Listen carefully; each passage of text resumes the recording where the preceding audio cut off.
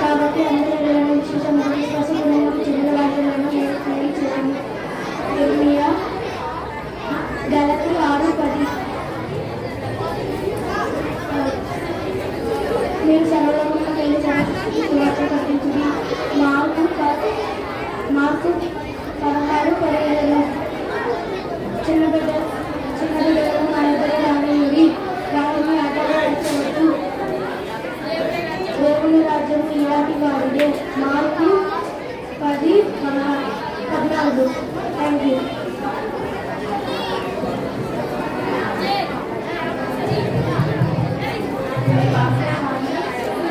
ఈ వాక్యం కారణము సత్యము కీర్తనలు 145. దేవుని వాక్యము విని దాన్ని గడిపిన వారు మరి ధన్యులు. లూకా 11:28. ప్రజలను వదిలిన మిగులు ధన్యులు. ప్రకటన 14:13. హృదయము అన్నిటికంటే మోసకరమైనది, అది ఘోరమైన వ్యాధి గలది, దాన్ని గ్రహించగలవా?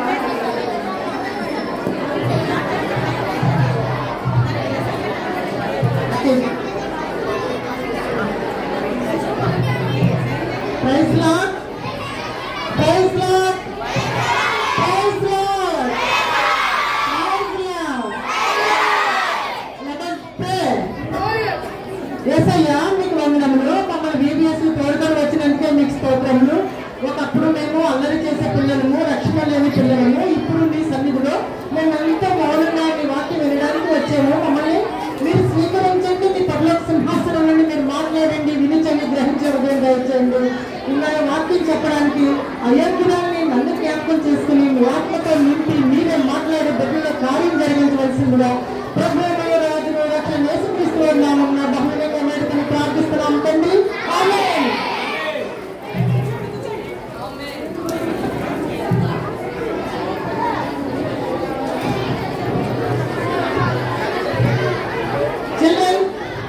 Children, yesterday morning onwards, every teacher saying, "You are good children. Good children should not talk. Good children should listen carefully." Okay? Lesson start చేసుకున్నామా? Okay. Me lesson number ఎంతమ్మా? Good. Lesson పేరు ఎవరో చెప్పగలరా? Okay. తర్వాత నేనే చెప్తాను. ఉదయం teacher ఏం చెప్పాను? మన సమాప్త యాత్ర హీరో పౌల్ గారు ఉదయం ఎక్కడ ఉన్నారు? టీము ఏ ఊళ్ళో ఉన్నారు? దర్గా. ఓకే. దర్గా ప్రజలు ఎలాంటి వాళ్ళు? మీలాంటి మంచి వాళ్ళు.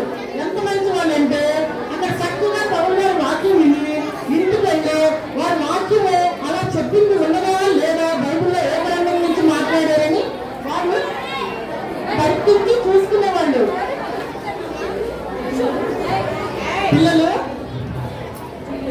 మనము నలుదిశలో వెళ్ళి దేవుని వాక్యం ప్రకటించాలని, సర్వ లోకానికి వెళ్ళి దేవుని సువార్తను ప్రకటించాలని దేవుడు కోరుచున్నాడు. కాబట్టి ఆ కోరిక ప్రకారంగానే పౌలు గారు, శీల గారు, బర్నబా గారు, లూకు గారు, మార్కు గారు అందరూ అనేక ప్రాంతాలకు వెళ్ళి ప్రభు వాక్యమును విస్తృతంగా ప్రకటించారు. అయితే ఆ వాక్యం ప్రకటించిన ప్రతి చోట కూడా కొంతమంది వాక్యమును విశ్వసించారు, కొంతమంది వాక్యంలో విశ్వసించలేదు. అటువంటి విశ్వసించిన వారు వీరి సువార్త దండయాత్రకి క్రీస్తు నామమునకు వ్యతిరేకంగా ప్రవర్తించేవాళ్ళు. అంటే మనలో కూడా పరిశుద్ధాత్మకు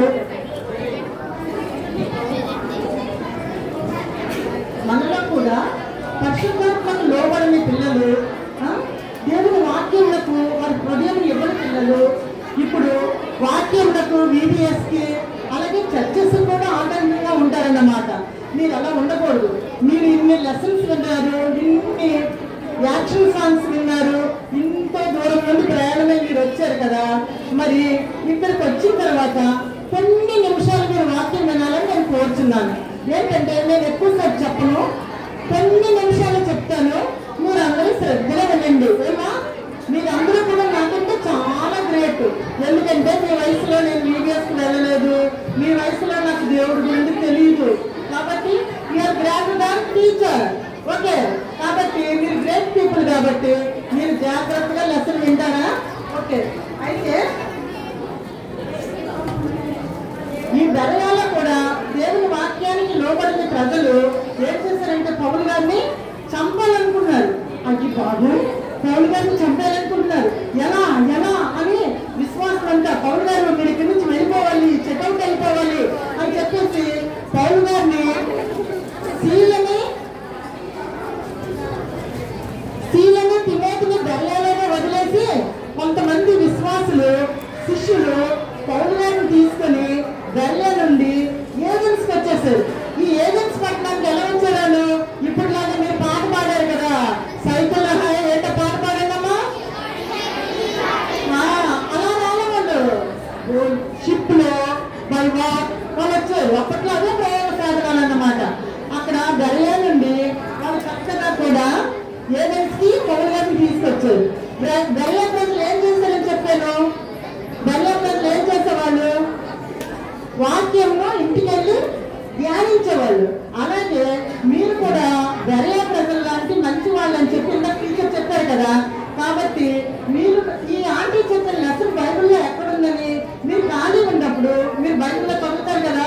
ఆ లెసన్ ఎక్కడుంటుందంటే అపొస్తలుల కార్యాలు 18-19లో ఉంటుందన్నమాట. ఇప్పుడు మనము పౌలు గారి యొక్క 3వ ప్రయాణం కూడా చూస్తామన్నమాట. ఈ 3 ప్రయాణాలు పౌలు గారు ఎంతో శ్రమలతో ప్రయాణాలు చేసినప్పటికీ ఇంకా ఆఖరి ఉన్న 2 ప్రయాణాలకు మనం వర్ణించలేమన్నమాట. అంత కష్టతరమైన ప్రయాణాలు చేసి సువార్త కోసం పౌలు గారు ప్రయాణించారు. అయితే ఇప్పుడు పౌలు గారు ఎఫెసుకొచ్చి అక్కడ ఏం చేశారు తెలుసా? యేసు క్రీస్తు అని చెప్పి ప్రకటన చేస్తూ ఉన్నారు అక్కడ. అయితే ఆ ఎఫెసు ప్రజలు కూడా చాలా మంది వాక్యంలకు లోబడి విశ్వసించారు. అక్కడ కూడా కొంతమంది మళ్ళా వ్యతిరేకించే వాళ్ళు ఉన్నారు. ఆ తర్వాత పౌలు గారు ఏథెన్స్ నుండి ఎక్కడికి వెళ్ళారు తెలుసా? మీరు ఎవరికైనా తెలిసి ఏథెన్స్ నుండి ఎక్కడికి వెళ్ళారు? పౌలు గారు కొరింథీకి వెళ్ళారు. కొరింథీకి వెళ్ళి అక్కడ కూడా యేసునందే రక్షణ, యేసునందే రక్షణ అని వాక్యం చెప్తా ఉన్నారు. యేసు ప్రభువులో ఎంత రక్షణ ఉందా, యేసు ప్రభువులో ఎంత శక్తి ఉందా అని అక్కడ కొరింథీ ప్రజలు కూడా ఎంతో మంది ప్రభు వాక్యంలోకి లోబడి వారు రక్షణ తీర్మానం తీసుకున్నారన్నమాట. ఇలాగా పౌలు గారు కొరింథీలో 1.5 సంవత్సరం వాక్యం ప్రకటించిన తర్వాత కొరింథీ నుండి పౌలు గారు ఏథెన్స్కి వెళ్తారన్నమాట. ఏథెన్స్కి వెళ్ళారే కానీ పౌలు గారికి అక్కడ చాలా రోజులు ఉండడం ఇష్టం లేదు. మిమ్మల్ని తిరుమల హాస్టల్లో వేస్తే ఎలా ఉండదు? ఇష్టం ఉండదు కదా. అలాగే పౌలు గారికి కొరింథీలో నుంచి ఏథెన్స్కి వెళ్ళినప్పుడు పెద్ద ఇష్టం లేదు. ఆయన అక్కడి నుంచి అన్నారు, వాళ్ళకి ప్రామిస్ చేశారు, ఏథెన్స్ ప్రజలారా మీ దగ్గరికి మరలా నేను ఇంకోసారి వస్తాలే అని చెప్పేసి అక్కడి నుంచి పౌలు గారు ఎక్కడికి వెళ్ళారు తెలుసా? యెరూషలేముకి వెళ్ళారు. యెరూషలేముకి వెళ్ళి అక్కడ దగ్గరలో చర్చ్ ఉందని ఏంటి చెప్పండి? ఆ చర్చ్ పేరు మీ అందరికీ తెలుసు. అక్కడి నుంచే మన అన్ని సువార్తలు ప్రారంభమయ్యాయి. Good people, boys are greater than girls. ఈసారి గర్ల్స్ చెప్పేస్తారు ఆన్సర్. ఎక్కడి నుంచి వాళ్ళు పౌలు గారు యాత్ర ప్రారంభించారు? ఏ చర్చ్ అమ్మా? అంత్యోదయ. అలాగే ఇప్పుడు పౌలు గారు మళ్ళీ అంత్యోదయకి వెళ్ళి అక్కడ శిష్యులని సమాజంలో వారిని అందరినీ కూడా మళ్ళీ వాక్యం బోధించి వారిని అందరినీ కూడా స్థిరపరిచి బలపరిచి అక్కడి నుండి పౌలు గారు ఏం చేస్తారంటే గలతియా, ఫ్రుగియా అనే ప్రాంతాలకు వెళ్ళి అక్కడ శిష్యులను స్థిరపరిచి అక్కడి నుండి పౌలు గారు ఇప్పుడు ఏథెన్స్కి వెళ్తారన్నమాట. ఇప్పుడు మన లెసన్ పేరు ఏంటమ్మా? ఏథెన్స్ లో పౌలు. ఏథెన్స్ అంటే మీ అందరికీ బాగా తెలుసు. ఎవరో చెప్పండి, ఏథెన్స్ పట్టణం మనకి ఫస్ట్ ఒలింపిక్స్ ఎక్కడ జరిగింది? ఏథెన్స్ లో. కాబట్టి మీ అందరికీ ఏథెన్స్ బాగా తెలుసు. అయితే ఆ ఏథెన్స్ లో పౌలు గారు చాలా ఎవరు ఏమీ కష్టపెట్టకపోయినా కూడా ఆయన చాలా హృదయ విచారంతో హృదయ వేదనతో మనకి రిజల్ట్ వస్తే చూస్తాం కదా. అప్పుడు మనకి స్టేట్ ఫస్ట్ అని చెప్తాం కదా. రిజల్ట్ రాగానే మనకి ఎక్కడ ఉంటాం మనకు తెలుసు కదా, సీక్రెట్ లో. అప్పుడు మనం ఎలా బాధపడతాం? హృదయ వేదంతో అబ్బే నేను మా మమ్మీకి స్టేట్ ఫస్ట్ చెప్పేసి నేను కదా. అలాగా హృదయ వేదంతో పౌలు గారు ఏథెన్స్ లో ఉంటారన్నమాట. ఆ ఏథెన్స్ లో పౌలు గారు ఆయన వాగ్దానం చేసిన ప్రకారంగా ఏథెన్స్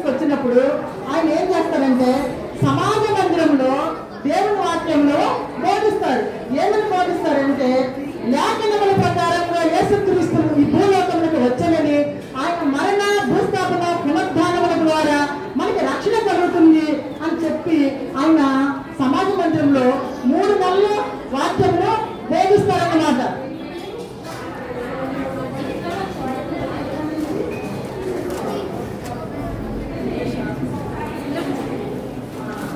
చూడండి పిల్లలు, పవన్ గారు 3 నెలలు సమాజ మందిరంలో వాక్యంలో బోధిస్తారన్నమాట. లేఖనముల ప్రకారంగా ప్రభు మరణించి భూస్థాపన చేయబడి ఆయన పునరుద్ధానం ద్వారా ప్రభు మనకి రక్షణ ఇచ్చాడని, ఆయన మనలో జీవిస్తున్నాడని చెప్పినప్పుడు మీలాంటి మంచి పిల్లలు చాలా మంది దేవుని విశ్వసిస్తారు. నాలాంటి వాళ్ళు మళ్ళా తర్కిస్తూ విభేదాలు తీసుకొచ్చి చాలా గర్భిణి చేస్తూ ఉంటారన్నమాట. ఇప్పుడు క్లాస్లో చూడండి, కొంతమంది చక్కగా క్లాస్ వింటారు, కొంతమంది కబుర్లు చెప్పుకోవడానికి, ముచ్చట్లు చెప్పుకోవడానికి ఇంకెక్కడా సమయం లేదని ఈ క్లాస్ టైంలోనే చెప్పుకుంటారు. అటు ఇటు కాకపోతే సైగ చేసామో చెప్పుకుంటారు, కానీ they should not stop they duty కదా. అలాగే వీళ్ళు కూడా తర్కిస్తూ సమాజ మందిరంలో చాలా గలిబిలు సృష్టిస్తారు. అప్పుడు పౌలు గారు ఏం చేస్తారంటే, ఆయన శిష్యులు తీసుకొని ఈ 3 నెలలు సమాజ మందిరంలో ప్రకటించిన తర్వాత శిష్యులు తీసుకొని ప్రత్యేకపరిచి, ఎవరిని ప్రత్యేకపరిచి, ఆ విశ్వసించిన ప్రజల్ని ప్రత్యేకపరిచి విశ్వసించిన వారిని శిష్యులను తీసుకొని తరుణ అనే పాఠశాలలోకి వచ్చి అక్కడ దేవుని వాక్యమును బోధిస్తారన్నమాట. చెప్పండి, పాఠశాల పేరేంటమ్మా? తరుణ. తరుణ అనే పాఠశాలలో పౌలు గారు ఎంతకాలం దేవుని వాక్యాన్ని ప్రకటించారు? 2 సంవత్సరాలు. చెప్పండి, 2 సంవత్సరాలు దేవుని వాక్యాన్ని బోధించారు. ఆ తర్వాత అక్కడ ఏమని బోధించారు?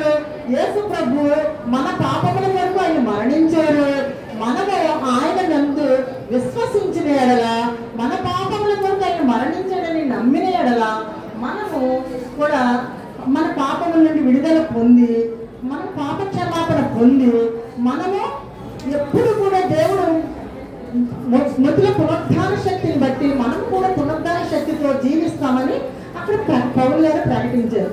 అలా ప్రకటించడం వల్ల యూదయ, ఆసియా, గ్రీస్ దేశస్తులు అందరూ కూడా దేవుని వాక్యం ఎంతగానో లోబడతారు, వారి పాపాలు ఒప్పుకుంటారు. ఈ విషయము కలకత్తా, హైదరాబాద్ అన్ని మెట్రోస్ కలిసిపోయింది. పౌలు గారు నా వాక్యం చెప్తే ఎంతమంది విశ్వసించారంట. యేసు ప్రభు మన పాపాలను మనం ఒప్పుకుంటే ఆయన క్షమిస్తాడట. మనం ఒప్పుకుని మన పాపాలను విడిచిపెట్టి మనం పునరుద్ధాన శక్తితో ఎప్పుడూ జీవించాలి అని ప్రతి పట్టణంలో కూడా ప్రజలందరూ కూడా విశ్వసించారంట. అలా విశ్వసించినప్పుడు అక్కడ ఎంతో మంది ఆసియా ఖండం అంతా కూడా దేవుని వాక్యం ప్రబలిందంట. అప్పుడు పౌలు గారంట ఎఫెసులో పౌలు గారు ప్రార్థన చేస్తే ఎలాంటి అనారోగ్యమైనా తగ్గిపోతుందట. పౌలు గారు ప్రార్థన, ఆయన ఖర్చునుకో, ఆయన ఖర్చును తీసుకెళ్ళి ఎవరైనా రోగికి ఎలా తగిలిస్తే అది స్వస్థత చేస్తుందట. ఎవరికైనా దెయ్యాలు పెట్టేవనుకో, దెయ్యాలు కూడా పారిపోతున్నాయట. అయితే ఒక వ్యక్తిలో దెయ్యం ఉంటుందట. ఉంటే అక్కడ ప్రధాన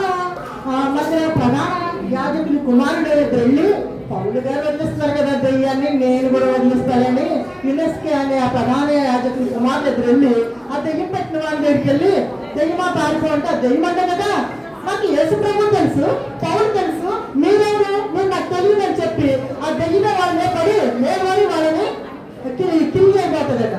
అమ్మో, అప్పుడైతే అందరికీ ఎఫెసులో ప్రజలందరికీ విస్తారమైన భయం పుట్టేసి, అమ్మ యేసు ప్రభువులో శక్తి ఉంది, యేసు ప్రభు నిజమైన దేవుడు, పౌలు గారు చెప్పిన మాటలను మేము విశ్వసించి మేమందరం కూడా దేవుని స్తుతిస్తాము, రక్షణ పొందుతాము అని చెప్పి ఎఫెసు ప్రజలంతా కూడా ఒక్క మాట మీద ప్రభు శక్తికి, ప్రభువుకి భయపడి దేవుని స్తుతిస్తా ఉన్నారంట. అప్పుడు ఏం జరిగిందో తెలిసే పిల్లలు, ఇంత విశ్వాసంతో ఎఫెసులో ప్రజలు ఉన్నారు కదా. ఇప్పుడు మనం కాసేపు స్టోరీ బ్రేక్ ఇద్దాం. ఏంటంటే, మీరు స్కూల్కి వెళ్ళేటప్పుడు చిలక జోషి చెప్పడం చూసారా? మన స్కూల్కి వెళ్ళే దారిలో ఏమేమి కనబడతాయి? చిలక జోషాలు కనబడతాయి, ఇంకేం కనబడతాయి? ఇప్పుడు చిలక దోషం వరకు మాట్లాడుకుందాం, కాసేపు స్టోరీ బ్రేక్ ఇద్దాం. ఆ చిలక దోషం చెప్పేవాడు ఏం చేస్తాడు? మీరు వెళ్తూ మమ్మీ డాడీ ఇచ్చిన పాకెట్ మనీ ఏం చేస్తారంటే ఆ చిలక దోషం దగ్గర కాసేపు నిలబడతారు. ఏం చెప్తావా చిలక? మీరు 10 రూపాయలు ఇస్తే చిలక కార్డు పిచ్చేయమ్మా అంటే కార్డు తీస్తుంది. నువ్వు ఏంటి బాబు నీవు అంటే, నేను ఇప్పుడే 10th రాసానంటే అన్నావనుకో, ఆ చిలక వచ్చేమంటే తెలుసా, ఈ కార్డులో 100% ఉంది, ఫస్ట్ ఉంది అంటారు. అప్పుడు మీరు ఇంకా హ్యాపీ, ఇంకా రిటర్న్ లో క్లాస్ వెళ్ళి చిలక నాకు 100% వస్తుందని చెప్పిందని చెప్తారు. అప్పుడు బ్రేక్ ఏం చేస్తారు మీరు? మళ్ళీ 4 ఫ్రెండ్స్ అంకుల్ అంకుల్ మేము మా ఫ్రెండ్స్ కూడా చిలక కావాలంటే అంటారు. అప్పుడు చిలక వస్తుంది అన్నమాట. నీవు అదేమో మ్యాథ్స్ చాలా డౌట్ అంకుల్ నాకు అంటాడు. నీకు మ్యాథ్స్లో 9 వచ్చాయి అంటాడు. అచ్చా నేను 9 వచ్చేసిందా, నాకు 9 క్రెడిట్ వచ్చిందా, 90% వచ్చిందా అని 9తోనే ప్రార్థించేస్తారు. వీళ్ళకి నాలాంటి ఆంటీ ఎవరైనా వెళ్తుంది అన్నమాట. వెళ్ళి 10 రూపాయలు ఇచ్చి ఏమండి ఈ 10 రూపాయలు ఇచ్చి చిలక ఏం చెప్తుందో అడగండి అంటారు. ఏంటి అమ్మా ఈ 10 రూపాయలకి ఏం కావాలమ్మా నీకు అని అడుగుతాడు. ఏం లేదండి మా అబ్బాయి అక్కడికి ఏం లేదు ఉద్యోగం వస్తుందా అని అడుగుతాడు. అడిగితే ఉద్యోగం మీ అబ్బాయికి 4 రెడీగా ఉన్నాయమ్మా అంటాడు. అబ్బాయికి చాలా బాగా చెప్పాడు అనేసి రోజు పెడతానన్నమాట. రోజు 10 రూపాయలు ఇచ్చి చిలక జోషం చెప్పించుకుంటారు. మన ఈ రోజు 10 రూపాయలు పోతూ ఉంటాయి, ఆ అంకుల్కి రోజు డబ్బులు గెయిన్ అవుతూ ఉంటాయి. వీళ్ళ మంత్రాలు చేసేవాళ్ళు అంటారు. ఈ మంత్రాలు చేసే అంకుల్స్ ఎఫ్ఎస్లో చాలా మంది ఉన్నారంట. ఎవరున్నారు? చాలా మంది ఉన్నారు. ఇప్పుడు గర్ల్స్ వెళ్తారన్నమాట ఆ అంకుల్ దగ్గరికి. అంకుల్ నాకు ఏం చెప్పాలో తెలియట్లేదు, నీ చిలకగా ఏమన్నా చెప్పించండి అంటారు. అప్పుడు అంటారు లేదమ్మా నువ్వు మిస్ ఇండియా సెలెక్ట్ అవుతున్నావమ్మా అంటారు. అంతే ఇంకా రేపటి నుంచి రోజు 2 సార్లు అంకుల్ దగ్గరికి వెళ్ళి అమ్మాయి చిలకగా దోషం చెప్పించుకుంటా ఉంటారు. అయితే నిజంగా మిస్ ఇండియా అవుతుందా? అవును కదా. మన స్టేట్ బస్ వస్తుందా? రాదు కదా. స్టార్స్ ఉంటాయి అంతే కదా, స్టార్ ఉంటాం కదా. అయితే అలాగా మంత్రాలు చెప్పే వాళ్ళంతా కూడా వాళ్ళ దగ్గర పుస్తకాలు చాలా ఉంటాయంట. అయితే వాళ్ళు ఏం చేస్తారు తెలుసా? ఈ యేసు ప్రభు శక్తిని పౌలు గారు చేసిన బోధనకి విశ్వసించి అక్కడ జరిగిన అద్భుతాలు, రోగాలన్నీ కరోనా వచ్చినా తగ్గిపోతుంది, క్యాన్సర్ వచ్చినా తగ్గిపోతుంది, దెయ్యమైన కానీ పారిపోతుంది. కాబట్టి అందరూ కూడా పౌలు గారు దేవుడు చెప్పిన వాక్యం మీద సువార్త మీద విశ్వసించి ఉండడం వల్ల ఈ మాంత్రికులంతా కూడా ఏం చేస్తారంటే ఈ మంత్రాల్లో ఏ శక్తి లేదు, అక్కడ ముందు రాసి పెట్టిన కార్డులే మేము ఇస్తున్నాము కాబట్టి ఈ మంత్రాలు మేము వదిలేస్తాము, ఈ పుస్తకాలను అగ్నిలో కాల్చి వేస్తున్నామని చెప్పేసి అక్కడ ఉన్న మంత్రజ్ఞులందరూ కూడా ఎఫెసులో మంత్రాలు చెప్పే వాళ్ళంతా కూడా 50,000 రూపాయల వెండి రూపాయల విలువ చేసే పుస్తకాలన్నీ కూడా అగ్నిలో కాల్చి వేసేస్తారు.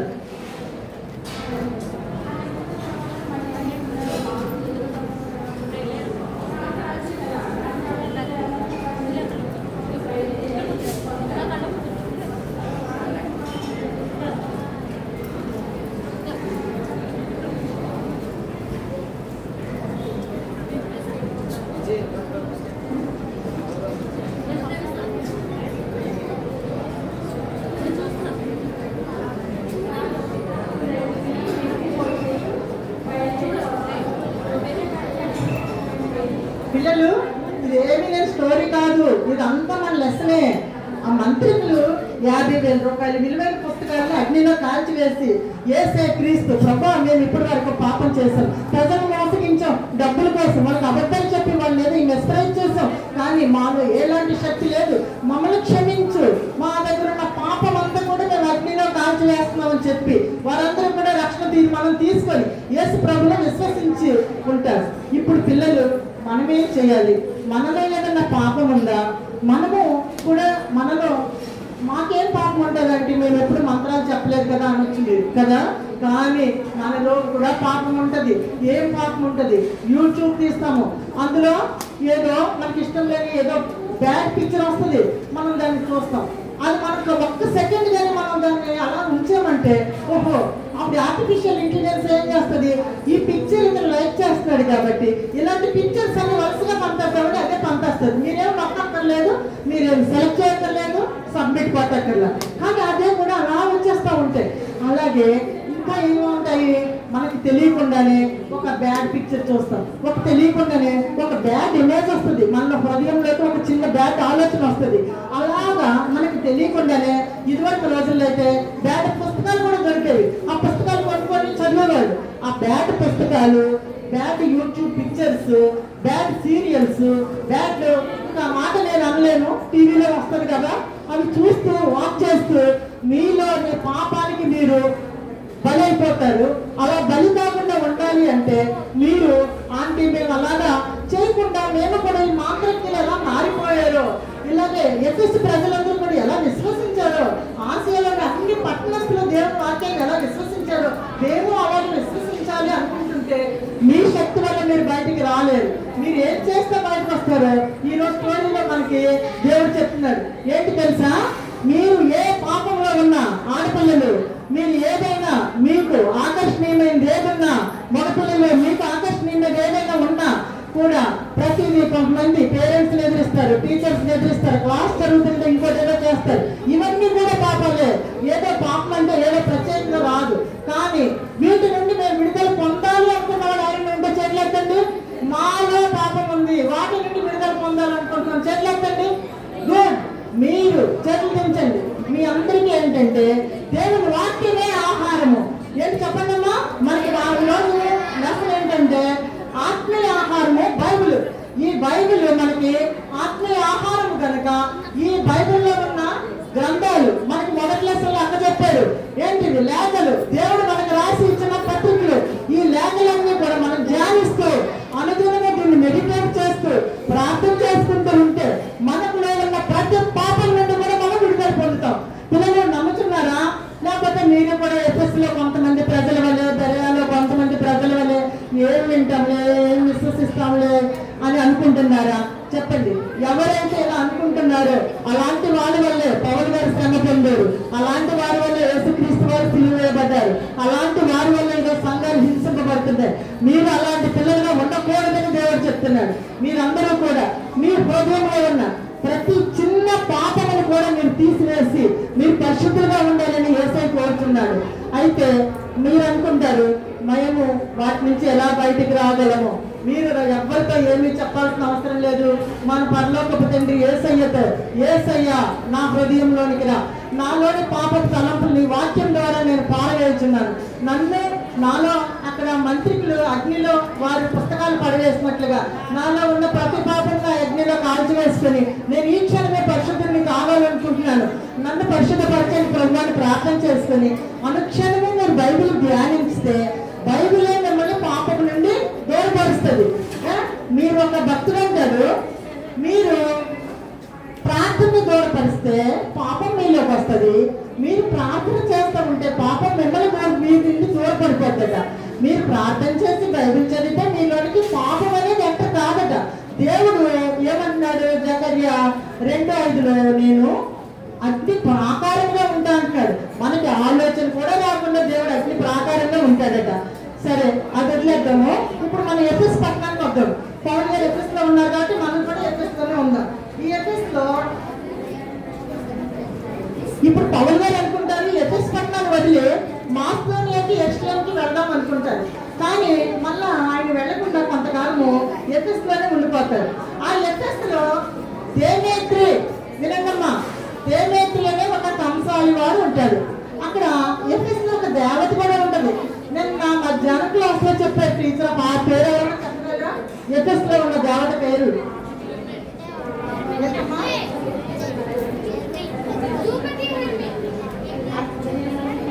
అర్తెమీదేవి.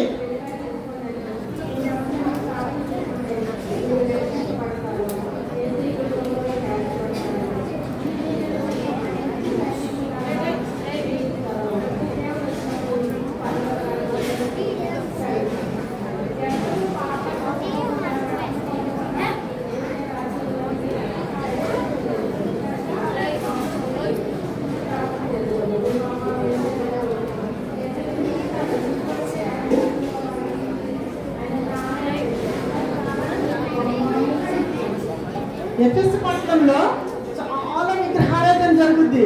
ఆ విగ్రహాలకి ఆ దేవేత్రి అనే ఒక కంసాలి అయిన విగ్రహాలను తయారు చేసి అమ్ముతా ఉంటాడు.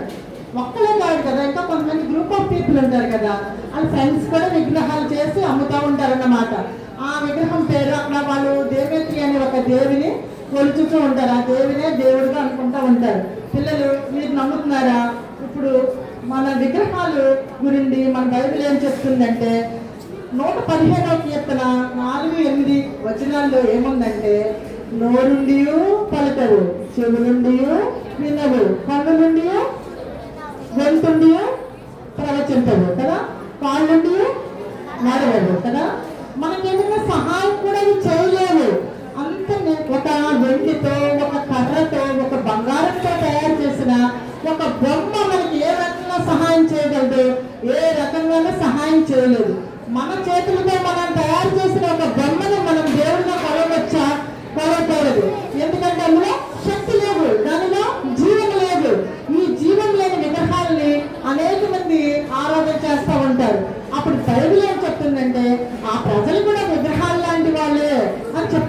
కాబట్టి ఇలాంటి వాళ్ళకి మనము సువార్త ప్రకటించవలసిన అవసరం ఉందా లేదా?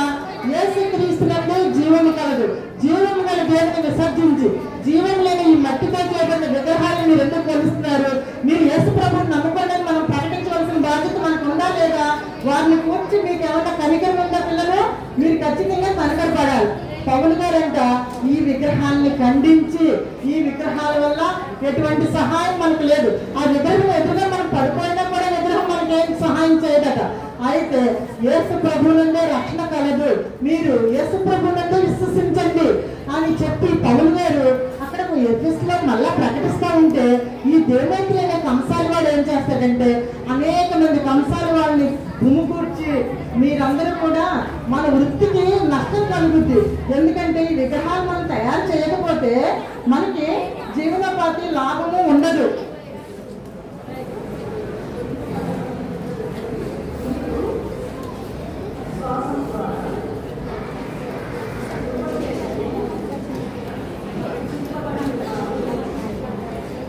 ఈ దేవేంద్ర అనే కంసాలి వాడు అలా అదే వృత్తి చేసే వాళ్ళందరినీ గుమికూర్చి ఈ విగ్రహాలు మరి ఆసియా దేశం అంతటా కూడా అందరూ యేసు ప్రభువుని విశ్వసిస్తున్నారు, మన దేవుడికి ప్రాముఖ్యత ఉండదు, మనకి లాభం ఉండదు, మన వృత్తి నష్టపోతుందని చెప్పి పౌలుకి వ్యతిరేకంగా తీర్మానాలు చేసి ఏ కారణము లేకుండా 2 గంటలు అలజడి సృష్టించి గుమిగూడతారన్నమాట.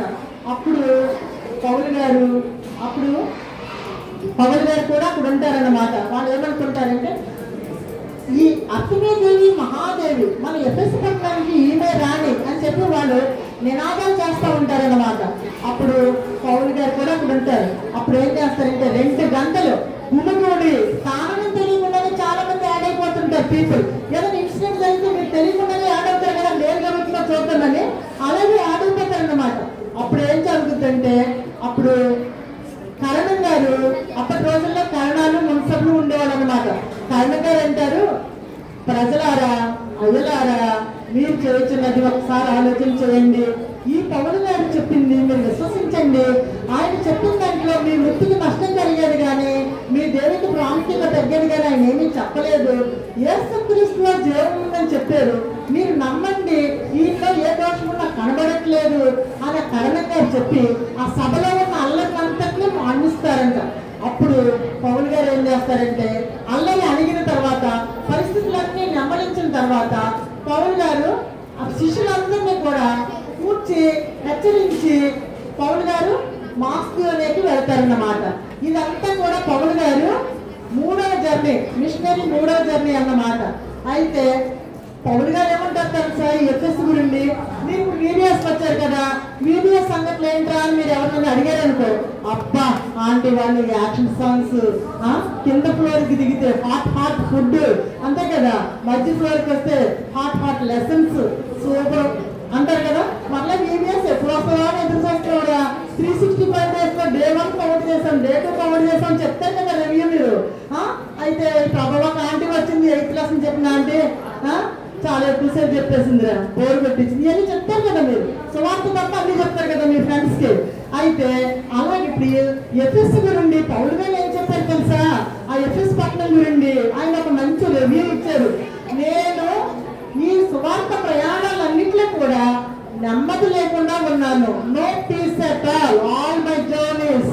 ఇప్పటికి 3 జర్నీస్ అయ్యాయి పౌలు గారి. 3 జర్నీస్ లో కూడా నో పీస్ అట్ ఆల్, నాకు పీస్ లేదు అనే ఈ ప్రయాణాలన్నింటిలో ఎంతగానో పోరాటాలు, అలసట, ఆకలి, దిగబరకము, దెబ్బలు, ఇవన్నీ బాధలతో ఉన్నాను. అయినా కూడా నేను ఈ ఎఫెసు పట్టణంలో ఈ కష్టాలు కాకుండా భిన్నమైన కష్టాలు ఎదురు చూసానని చెప్తున్నారు. ఆల్రెడీ పౌలు గారిని రావటం కొట్టారు కదా, ఊరు చివరి వరకు ఇచ్చేసారు కదా, తెలుసు కదా మీరు నిన్న లెసన్స్ లో విన్నారు కదా. కానీ ఈ ఎఫెసు పట్టణంలో ఒక విచిత్రమైన సంఘటన.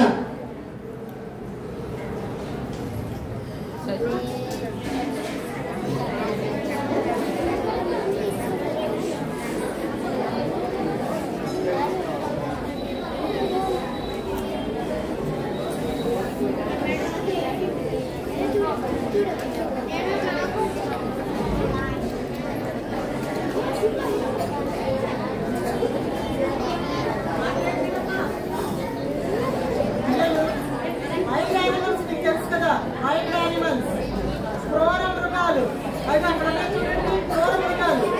ఎఫెసు పట్టణంలో పౌలు గారు క్రూర మృగాలతో పోరాడారంట. అంటే క్రూర మృగాలు లాంటి మనుషులు, దుష్టులు, దుష్ట మార్గంలో దుష్ట మనసున్న మనుషులు, వాళ్ళు ఎలాగా పౌలు గారిని వాటిని ఫేస్ చేస్తారు. పౌలు గారి అనుభవం ఏంటంటే క్రూర మృగాలు లాంటి మనుషులతో నేను ఎఫెసులో గడిపితిని అని చెప్పారన్నమాట. ఆయన సువార్తలన్నింటిలో, ఆయన జర్నీలన్నింటిలో కూడా ఆయన ఎన్నో కష్టాలు, రాళ్లతో పట్టబడ్డం, ఊరు అవతలు కీడ్ చేయబడ్డం, ఇన్ని జరిగినప్పటికీ ప్రత్యేకంగా ఎఫెసు పట్టణం గురించి ఏం చెప్పారంటే క్రూర మృగాలు లాంటి మనుషులతో నేను పోరాడానని చెప్తున్నారు. మీరు ఎవరైతే ఈ క్రూర మృగాలని పౌలు గారు చెప్తున్నారు తెలుసా? మనము రక్షణ పొందిన వారు ఎవరైతే ఉన్నారో, వాక్యాన్ని ధృవీకరించిన వారు ఎవరైతే ఉన్నారో వారే ఈ క్రూర మృగాలకి సాదృశ్యమైన ఆయన చెప్తున్నారు. అయితే పిల్లలు, మీకు ఒక చిన్న స్టోరీ చెప్తాను. ఉదయం ఆంటీ చైనా దేశం గురించి ఒక స్టోరీ చెప్పింది కదా. అయితే మనకి ఈ రోజు కంటకవాక్యం ఏంటమ్మా, ఎవరైనా చెప్పగలరా? మొదటి యోహాను 5:21, చిన్న పిల్లలారా విగ్రహముల జోలికి పోకుండా జాగ్రత్తగా చూచుకొనుడి. ఇది మన కంటక వాక్యం. విగ్రహముల జోలికి పోతే మనం అనుకుంటాము మేము ఏ విగ్రహము లేదు అనుకుంటాం. కానీ దేవుని కంటే దేనికైనా ఎక్కువగా ప్రేమిస్తే అదే మనకి విగ్రహం. మనం అందంగా కనబడాలి, మనం బైబిల్ తర్వాత చదువుకోవచ్చు, లేకపోతే మనం ఏదో కష్టం చేయాలి, బైబిల్ తర్వాత చదువుకోవచ్చు. ఇలా బైబిల్ పక్కన పెట్టి ఇతర విషయాలు ముందుకు పెడితే అదే విగ్రహం. దేవుని కంటే దేని ముందుగా పెట్టినా కూడా విగ్రహం. మనలో ఏ విగ్రహం ఉన్నా కూడా ఆ ఎఫెసు ప్రజలు అగ్నిలో ఎలాగైతే వాళ్ళు కాల్చి వేశారో అలా మీరు కాల్చి వేసుకొని మీ జీవితాల విగ్రహాలు లేనట్టుగా ఉండాలని దేవుడు కోరుతున్నాడు. చైనా దేశంలో ఒక ఆంటీ అట, ఆమె దగ్గర చాలా విగ్రహాలు, ఓల్డ్ బొమ్మలు ఉంటాయట. ఆ ఆంటీ ఏం చేస్తుందంటే ప్రభువు నమ్ముకుంది.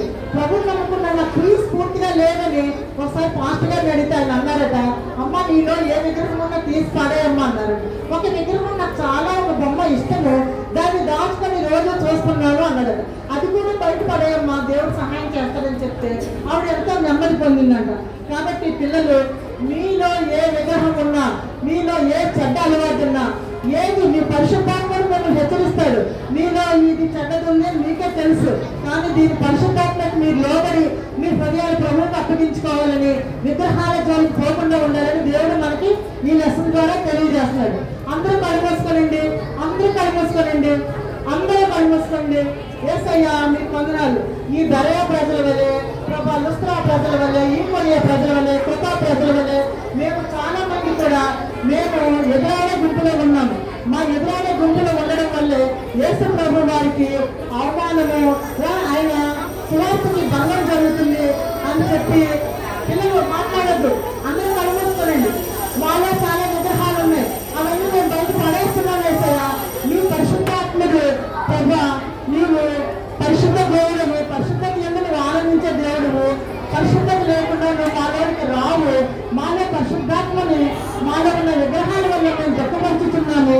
మాలో ఉన్న విగ్రహాలు ఈ క్షణంలో మేము తీసివేసుకొని క్రీస్తుకి మేము లోబడుతున్నాము అన్నవాళ్ళు. మేము ఇంకా రక్షణ పొందలేదు, ఈ క్షణమే మాలో విగ్రహాలను తీసివేసుకొని ప్రభువుకు స్థానం ఇస్తున్నామన్న వాళ్ళు ఎవరైనా ఉంటే పిల్లలు మీరు చేతులు ఎత్తండి. దేవుడు ఈ క్షణమే మీలోనికి వచ్చి మిమ్మల్ని పరిశుద్ధపరుస్తున్నాడు. దేవుడు సిద్ధంగా ఉన్నాడు. మీలో ఉన్న ప్రతి విగ్రహము, ఏ చెడ్డ ఆలోచన అయినా, చెడ్డ పుస్తకమైనా, యూట్యూబ్ స్టోరీస్ అయినా, అలాగే ప్రభు మరి ఏదైనా సీరియల్స్ అయినా, ఏదైనా సరే మీరు చేతులు ఎత్తితే దేవుడు ఈ క్షణమే మిమ్మల్ని పరిశుద్ధపరిచి మిమ్మల్ని ఆయన సేవకు వాడుకుంటాడు. పౌలు గారిని దమస్కు మార్గంలో యేసు ప్రభు దర్శించినప్పుడు పౌలు గారు లోబడ్డారు. పౌలు గారు లోబడ్డం వల్ల ఆయన రక్షణ పొంది మంచి సువార్తికుడు అయ్యాడు.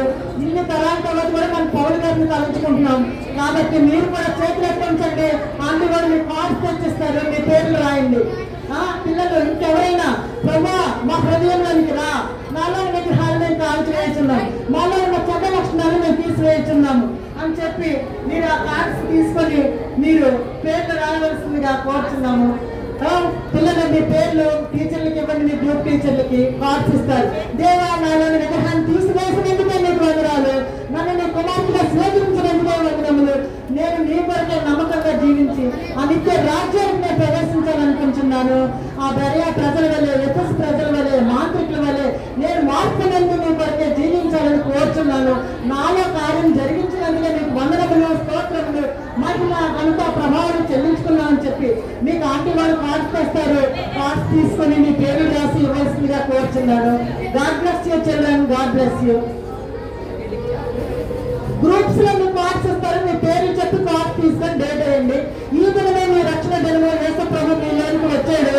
మీరు సంతోషంగా గంటలు వేయచ్చు, ప్రభు కొరకే నమ్మకంగా జీవించాలి. God bless you. ప్రార్థన చేసుకుందాం. యేసు ప్రభు మీకు వందనాలు. లెక్కాంశంలో మీ కార్యం జరిగించినట్టుగా మీ స్తోత్రములు.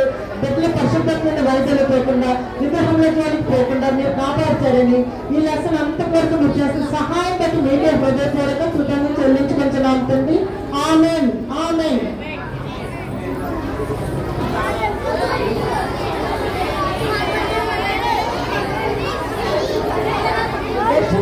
గ్రూప్ లో ఇస్తారు, తీసుకోండి.